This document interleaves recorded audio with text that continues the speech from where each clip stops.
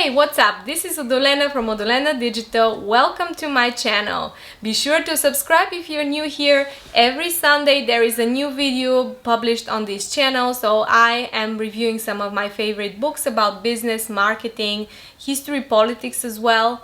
I work for Google, but everything that I share here is my own personal opinion. I also share practical tips on Google Ads, advertising.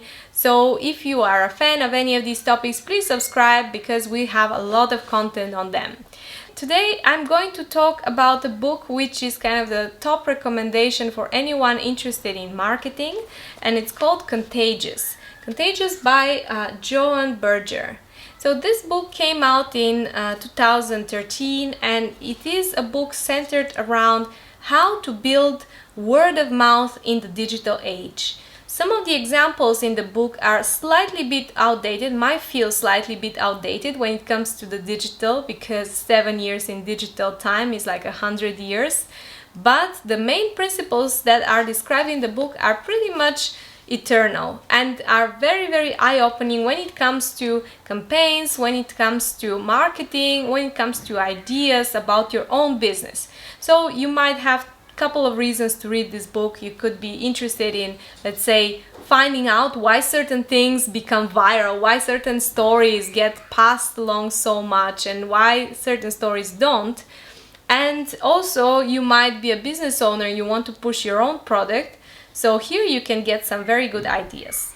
So Jonah Berger actually divides the chapters in 6 parts. There are 6 major factors which make a certain product, story, idea worth being talked about, worth being word of mouth. And he describes each of them and gives you examples with real businesses. Number 1, social currency. A story that has a social currency means that it makes the person who is telling it, the messenger, it gives them better status. It makes them feel as they are someone with internal information, someone who is sharp and well informed. And this is exactly the secret of a lot of secret bars. For example, he talks about a bar in New York, which you have to have a special passcode, you have to turn at a special place and go through a phone cabin in order to get into this secret bar. And by the way, the name of the bar is Do Not Tell. So obviously this is the perfect way to create word of mouth, because when you say do not tell, you feel like you are privileged, you have been shared a secret with. So what you do is you go ahead, you tell your friends and you boast around how you go to such secret bars and how exclusive they are and how lucky you are to actually have some information about it. Second, having triggers. So it's difficult for certain stories to pick up speed because there are not enough triggers in our world. When it comes to triggers, these are fast associations. For example, cat and dog or peanut butter jelly. This is very American example, but anyway, another example of a trigger is the word Corona. So the Corona beer, which has been there for a lot of time before we ever knew about coronavirus, is actually seeing some increase in sales because the trigger is constantly there, and it is a weird tongue-in-cheek type of joke, but it seems that actually people do associate the beer with the name, with coronavirus, and end up actually buying more of it. Like, they are things that we are very easy to associate for us. In certain cultures there are specific associations that are very easily met. So top of mind kind of things. One example is the Budweiser beer ad, which is not really funny, not really catchy, not really witty.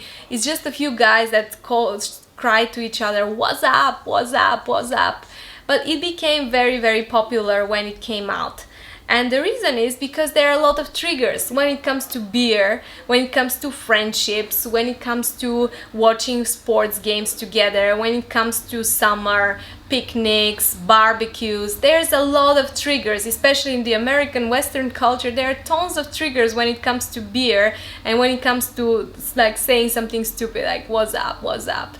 And the association went very, very viral because this had a lot of triggers. Certain ads are very witty, very smart, very well done, but there is just not enough triggers for them to be actually to become viral, even though they are brilliant. So this is why you see sometimes really stupid things becoming very popular. Number 3, very important, emotion. Telling something with an emotion, provoking an emotion in the reader or the listener makes them really, really prompt to share the story back, to take an action. And here he takes a very, very important note that not all the emotions actually are arousing emotions. And in order for something to be contagious, for the person to be motivated to share back the story, for the word of mouth to be triggered, then it must be an arousing emotion. So, for example, sadness, for example, containment or bliss or just being calm is not arising. Maybe it's a good feeling, maybe it's a positive feeling, but feelings like awe, amazement, but also fear, anxiety, anger, these are feelings that make you actually share, make you take an action. These are arousing feelings. This is why they are exploited so much, and this is why you see this a lot in the news, with the fake news, with hate speech, with these kind of things, because even negative emotions, they provoke immediate reaction. They get people to respond, to get viral. This is kind of part of who we are, and it's very, very often exploited in order to create word of mouth or even gossip. 4, public. For something to become viral, it's important to be visible, because we like to imitate others, we like to do what the other peoples are doing. This is kind of also wired in within us, because it's a survival strategy. Actually, whenever you do kind of what the others are doing, it's very likely that you are correct most of the time. But it is wired in our heads, and this is why so many brands are trying to make their message visible on the outside. Their products, which are inherently very private, like toothpaste or women's products, like hygiene products, these are very private products. How do you create a campaign that will go out of the private and be publicly visible without being gross, of course? And there are some solutions. So, for example, the Movember movement. For men, this is a charity, so every November men would like to raise funds for prostate cancer charity, which is a very private health issue, right? And they grow a mustache. So this became a very, very big trend until nowadays. Like now you see like every November so many guys are growing a mustache. And because this is turning the inside problem into an outside visible public thing, and it's very easy that you provoke conversation, you start asking, you pass the message, there is a story, there is an emotion, there is an action to be taken, easy action. So this is why this becomes a very easy and viral movement. Same with Louboutin shoes. Louboutin shoes did not always have red bottoms. They came out with this idea in the 90s, and since then it became a signature, because the signature of the shoe is so visible that it's become very, very easy to imitate, and especially when it's associated with stars. Of course, they will get all the famous singers to wear these shoes. Then it becomes very, very public. Then 5, it must have a practical value.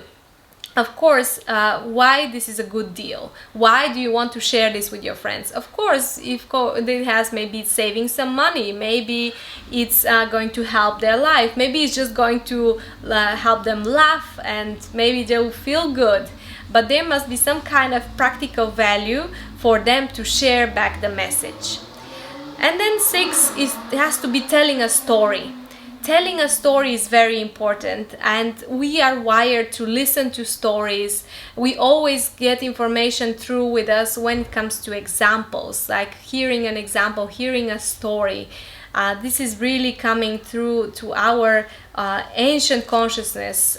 This is coming through the ancient times when we were used to really telling each other information, passing information through stories. This is why there are such stories that everybody knows. For example, the Trojan horse. The Trojan horse, which is still One of the most famous stories in the Western world is about Troy, and how the Greeks actually hide in a horse and give it as a gift to the city that they want to take over, Troy. That they take the horse in, and the Greeks came out of it, and this is the end of Troy. And basically, with your advertising and with your marketing, you are trying to create this Trojan horse. You want to get into people's mind, you want to get them to share your story, and you want to get them to continue and to look for this product. And how you do this? You do this with stories. Like here are some examples. For example, Subway. Subway realized that there was actually someone who was coming to a Subway store every day, and he was losing weight. He was only eating Subway sandwiches, and he was losing weight. So this decided to take him as an example, kind of as a mascot, the story of the company. And this is how they were able to tell, actually to differentiate themselves from other fast food joints. Also, Dove uses a lot of stories when it comes to their campaigns about natural beauty, kind of showing the whole process, how a model's face is covered with makeup, there is light, and there is so much post-production Photoshop in order for an image to happen. So this is a story worth sharing because it provokes emotion, it brings social currency to the person who is sharing. They are considered someone careful, credible, let's say someone who is questioning the status quo. There are a lot of triggers because you see ads of beauty everywhere. It is publicly visible, there is practical value, and of course it tells a story. So all of the 6 factors for being contagious are covered. So yeah, really great book, worth reading. It's not a very big book, it's quite fast to read with a lot of stories and a lot of examples. And yeah, this is all from me for today. Thanks a lot for watching, and I'll see you with another video next week. Please subscribe to this channel. Follow me also on LinkedIn. I recently reached 10,000 subscribers there, so please feel free to follow my content there as well. Thank you so much.